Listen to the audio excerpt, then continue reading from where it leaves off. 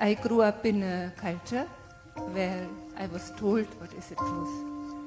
Obviously, there are two truths. Christianity says we have only the truth. Islam says, no, this is only the truth. And both of them put India down. They don't want that the world knows anything about India. The best thing about India is this: even when the so-called divine entities came, they could not give us a commandment because Indians are full of questions. This has been a land of seeking, but rest of the world, or not really rest of the world, certain part of the world took to commandments. This is it. If you say this is not it, you're dead, that's all. It's a very effective method. Sadhguru, you were saying that the youth is very much interested in truth. And from my own experience, this is true. But I grew up in a culture where I was told what is the truth. I mean, we were told you don't have to think about the truth because we cannot know it. God had to tell it, and He has told it in His revelation. So, should India not be more powerful, use its power to tell the world that this is not okay, actually, to enforce something which is not the truth? Because obviously there are two truths. Christianity says we have only the truth. Islam says, no, this is only the truth. So, and both of them put India down. They don't want that the world knows anything about India. So should India not stand up much stronger and tell them? So, about youth seeking truth, it's very natural for them, as you said.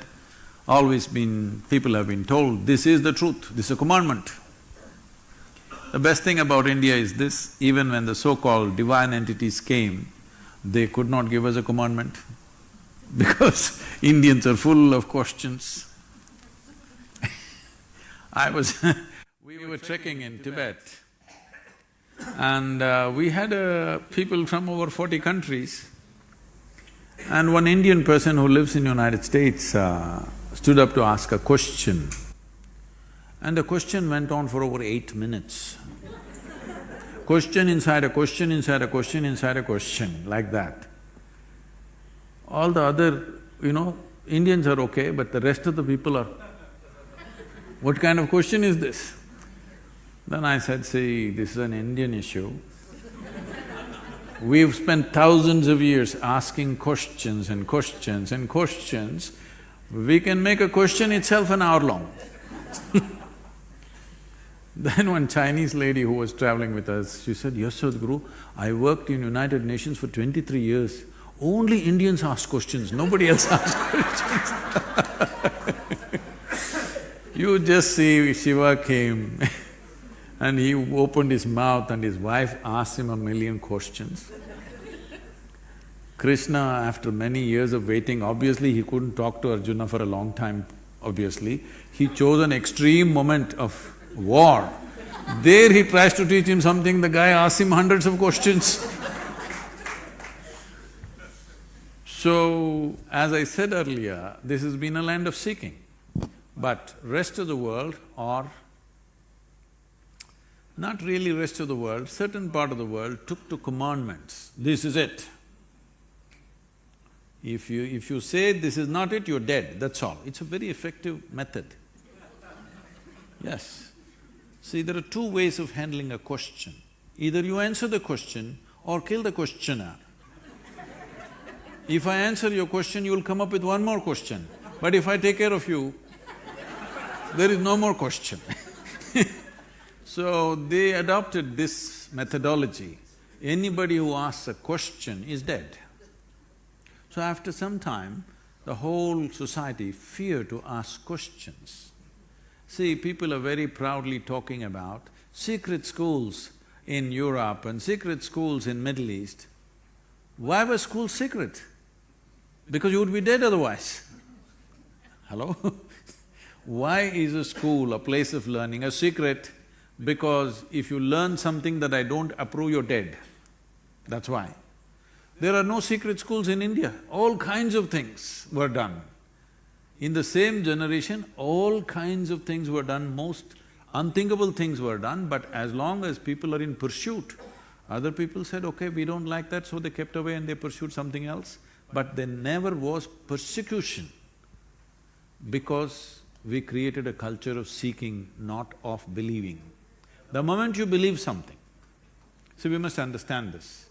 The moment we believe something, let's say I believe something and you believe something else, both of us are friends and everything is fine, but when it really comes to the crux, I will kill you.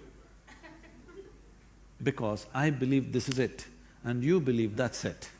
So there is no way out of that. So, we are still in that mode, but one tremendous thing that's happening in the world is heavens are collapsing, you know. If you… Yesterday I was with a group of nearly 9,000 people in Bangalore who were with me for 2-day program, and I just asked, how many of you believe you're going to heaven? Only about 5 hands went up in 9,000, okay? So, are you hell candidates, I asked them. They said, no. Oh, we don't know. Oh, in the previous generation if we'd asked this question, 80% of the hands would have gone up. So heavens are collapsing, which is a very good thing for seeking because heavens are collapsing means people… what heaven means is that there is a better place than this. This is a tragedy. This is the worst thing that human beings have been, trained to believe. The worst thing is there is a better place than this, so you can make a mess out of this and go there. You can make a hell out of yourself here and go to another heaven and live well forever, okay? What is there in heaven if you really look at it? Hindu heaven, food is very good. Really. In another heaven, there are those white-gowned ladies floating in the clouds. If you like that kind of ambience, you can go there. In another heaven, you will encounter virgin problems. If that's what you want, you can go there. But to go there, the basic quality is you must die. The qualification is you must be dead. And once you're dead, fortunately, we either burn you or bury you or cut you and feed you to the birds, depending on your culture. One significant thing, ecologically significant thing that everybody will do is put their bodies back into the earth. Very good thing to do, except Elon Musk.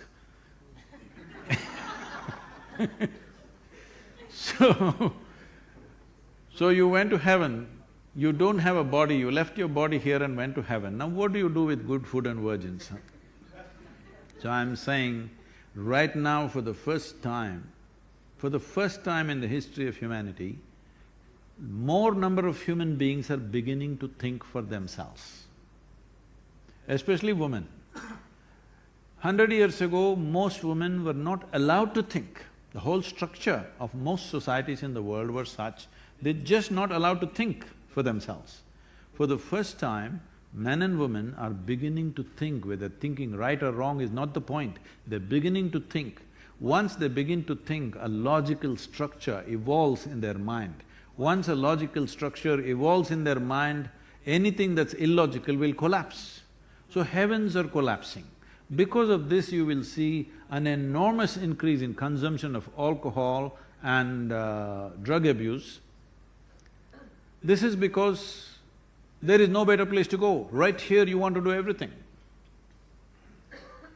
So you will see this rising, but at the same time, this is the time consciousness can also rise, because certain number of people will look inward as to what is the solution.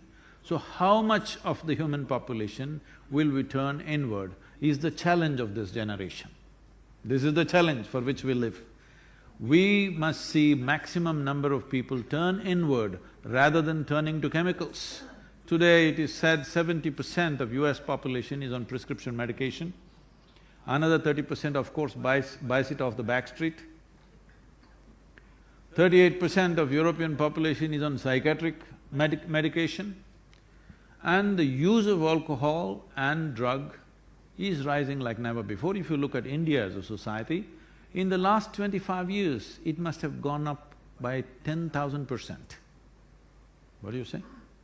There was a time when we were growing up, I've heard elders talking like this, in their house, they consume alcohol, we can't give our girls to them, you know? They won't, marry those people in whose house there is use of alcohol. Today, if you don't serve alcohol, there's no wedding. In just a question of 25, 30 years' time. So, it is not a moral issue.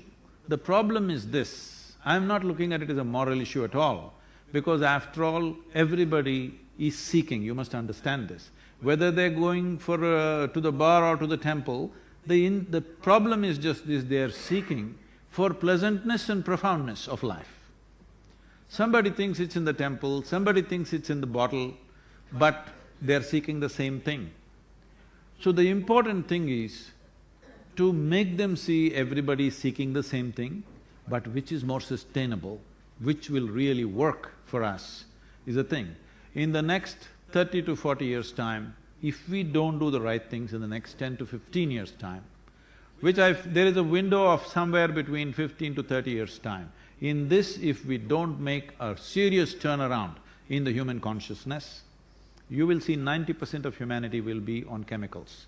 Already to grow food we use chemicals, to purify water we use chemicals, our air is full of chemicals, water is full of chemicals, and everybody is on some kind of medication.